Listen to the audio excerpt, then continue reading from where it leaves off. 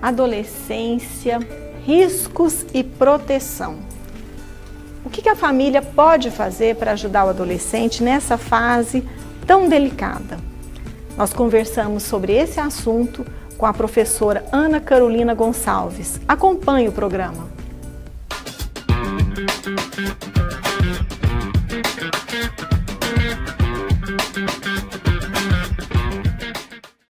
Olá pessoal, Fada Azul em Adolescência e Família. Estamos sensíveis às notícias sobre os nossos adolescentes em situações de perigo e até morte. Para a gente saber um pouco o que pode ajudar nessa fase da vida, vamos conversar sobre isso com a professora Ana Carolina Gonçalves, que é mestre em psicologia.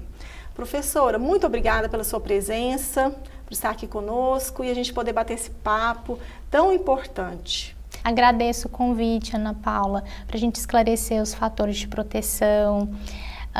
Primeiramente, a gente entender que a adolescência ela é uma fase do ciclo de vida que todos nós passamos.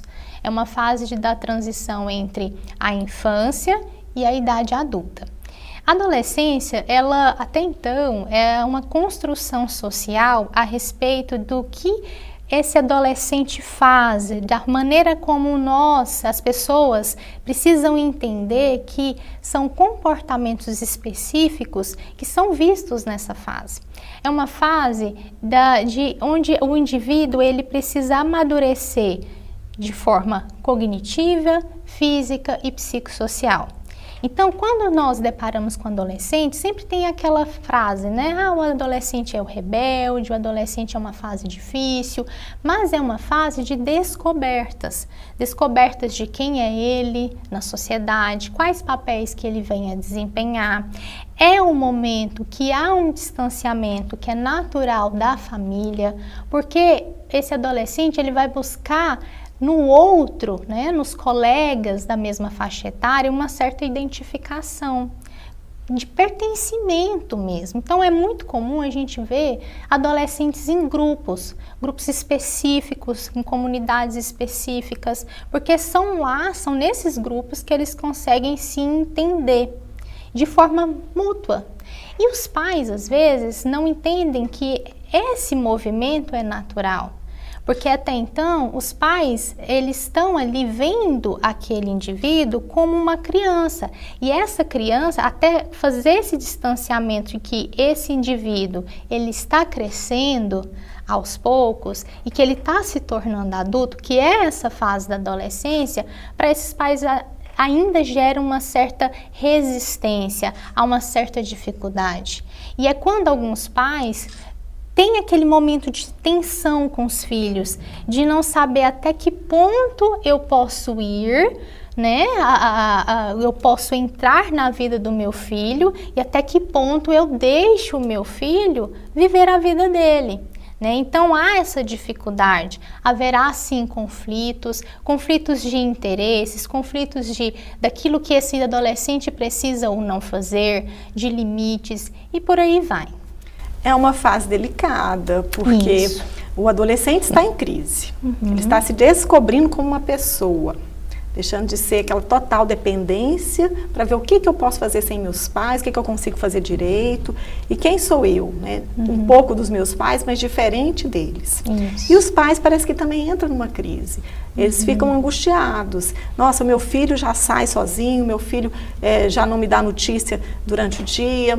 E como que eu posso me relacionar bem com esse filho? Proibindo? Quais são as ferramentas que eu posso utilizar para monitorar esse desenvolvimento? Eu permitir com que ele tenha liberdade, que ele construa a sua autonomia, mas de uma forma que eu não perca o contato com ele. Comunicação, Ana Paula. Essa é a chave, né, em relação ao que eu preciso entrar no mundo do meu filho.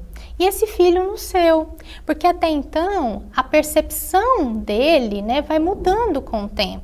A percepção de infância, né, de ver os pais como é visto na infância vai mudando ao longo da adolescência. Então, às vezes, esses adolescentes, eles vão enxergar os pais como aquele que só impõe limite, é o cara chato, é o cara que está cobrando o tempo todo, né? E nem sempre. Às vezes, esses pais, eles querem mostrar, só que a forma que eles mostram, né, às vezes é um pouco autoritária. E aí o filho vai interpretar dessa forma. Então existe a comunicação que a gente geralmente chama de assertiva, uma comunicação democrática. O que é isso? É esses pais colocarem limites a esses filhos, ouvir o que esses filhos têm a dizer e, no caso, se encontrar com esses filhos. O que é isso, né? Se encontrar com o filho é entrar no mundo dele, entender o que ele gosta, do que ele está consumindo, do que ele faz, para que ele consiga orientar. Então, o que acontece geralmente? Nossa, meu filho ali fica só no computador, né? E aí hoje a gente sabe, ali está trazendo várias notícias a respeito, né, desses desafios, das dificuldades que muitos filhos, né, os próprios adolescentes estão em grupos virtuais, na internet, e aí os pais estão preocupados. Mas até então, existia assim, aquela certa proteção por estar em casa e eu estar ali vendo meu filho, mas ao mesmo tempo, esses pais não sabem o que esses filhos estão vendo na internet, o que eles estão consumindo, que grupos que eles estão participando. Então, tentar entender, conversar com esses filhos, se abrir, criar momentos, né? Eu costumo dizer dessa presença presente. O que é isso? Não é só você estar ali, né, de corpo, mas de alma, né? Nesse sentido de você estar criando circunstâncias, situações para que esse adolescente, situações que ele goste também, né? Então os pais precisam levar em consideração isso. Então se é um filho que goste, por exemplo, de jogar alguma coisa, um videogame, ou de sair para algum lugar específico, faça isso, de uma comida que esse filho goste também, faça esse prato preferido, chame ele para comer, converse e vai encontrando um momento ao qual você vai entrando em contato com ele. Porque até então, se você não faz isso e você começa a fazer, haverá uma resistência dele. Às vezes ele vai achar estranho, mas por que minha mãe agora quer conversar comigo? Né? Até então minha mãe ficava na dela, eu na minha, né? Eu respondia o que ela me perguntava e pronto. Mas agora ela está querendo saber mais do que eu faço, com quem eu estou andando, né? O que eu gosto, o que eu estou fazendo, está me convidando para fazer coisas diferentes, né? Então, os pais entenderem que nesse início vai ser sim difícil, mas que não deve desistir. Então, o que eu ouço muito, Ana Paula, de alguns pais é o seguinte: eu tentei, mas ele fica lá, carrancudo, não quer, não se abre, não fala comigo. Mas quantas vezes você tentou? Quantas vezes você chegou para ter uma conversa mesmo com seu filho, né? Então é paciência e essa comunicação o tempo todo acontecendo dentro de casa. Eu penso que se as famílias tiverem essa orientação correta, elas vão conseguir visualizar o adolescente como ele realmente é. É claro que não tem um padrão. Cada adolescente vivencia essa fase de uma forma. Uns mais intensa, ou uns numa fase posterior é que vão ter mais crise, outros já vão ter a crise logo no início, essa crise de identidade que a gente está falando. É uma crise em que ele vai ter que definir, responder, né? Qual a minha sexualidade, né? Como que eu vou lidar com a minha sexualidade? O que eu vou fazer da minha vida? Qual a ocupação, né? O profissional que eu vou ter, que eu vou escolher, que eu vou desenvolver, vou abrir uma empresa, vou fazer algo artesanal, vou entrar já no algo que já está pronto e vou ser mais um funcionário, né? Qual é o meu caminho? E a outra questão que ele tem que responder é sobre os valores. O que eu acredito, o que eu gosto, o que eu não gosto. A minha mãe, o meu pai ou minha avó, ou mesmo a tia, porque a família é de forma ampliada, né? Pode ser assim, essa pessoa pode ser criada por uma tia, ou só pela mãe, ou só pelo pai, ou pela madrasta, ou pelo padrasto, enfim. A gente fala família de uma forma bem aberta. E aí, né, a família tem, às vezes, uma prática religiosa e ele já vai buscar outras questões que vão diferenciar um pouco ou muito dessa prática religiosa. Então, eu acho que se essa família conseguir perceber que ele está se desenvolvendo, é um direito dele de ser uma pessoa, não uma cópia, não uma forma, e conseguir, quando vai se comunicar, conseguir estar calmo, porque se o pai e a mãe já vai, ou eu digo o avô, o cuidador, enfim, já vai com muitas expectativas, ou com tanto que já vai dar um sucesso, da forma como que a gente idealiza, é provável que a gente vai ter uma decepção. Então, eu estou estudando bastante esse tema também, tanto que eu já aproveito e vou convidar vocês para maio, dia 31 de maio, vou estar nas livrarias paulinas, falando sobre adolescência e comunicação não violenta, que foi exatamente o que a Ana Carolina falou, né? Como que a gente aborda esse adolescente, a gente nunca desistir, sempre entender que ele está numa angústia, provavelmente aquele jovem está numa angústia grande, que pode até levar a um adoecimento, a uma depressão, uma ansiedade. Então, são os riscos. E se a família consegue absorver essa comunicação, ela se torna um fator de proteção. Aí, quando ele estiver no mundo virtual, como que vai ser, né, essa relação, então, com a família que está apoiando o desenvolvimento? Quando o mundo virtual, ele é diferente do real. Né? Então, se o adolescente ele tem um apoio, né, aqui, tanto da família como de colegas, família de uma maneira geral e de colegas aqui, ele não vai buscar esse apoio na internet, ele vai conseguir fazer essa diferenciação. Né? E aí, informar esse adolescente o tempo todo dos riscos que está tendo no mundo virtual também. Então, não basta só falar não pode, ir pelo medo, amedrontar esse adolescente. Ele precisa discernir, ele precisa entender que lá existem aqueles riscos, que o que aquelas pessoas propõem, né, a fazer, o que eles discutem ali, é algo que pode trazer malefícios à vida dele e de outros também. Mas existe no mundo real pessoas reais, né, a gente pode trazer assim, que falam sobre e que estão ali abraçando esse adolescente para o que ele quiser, né? Porque se ele não tem isso dentro de casa, em nenhum lugar, né? E o que mostram os dados e a literatura é de que a maioria desses adolescentes que se identificam com grupos, né? Em internet, grupos virtuais, enfim, eles não têm amizades reais, né? A gente pode trazer assim, nem de qualidade e nem o pertencimento e o acolhimento de uma família. Então, assim, esse movimento, né? E é o que eu trago para vocês, né? Da fala, da comunicação o tempo todo, dessa presença presente, diminui, a gente não está trazendo aqui que vai ser a solução de tudo, né?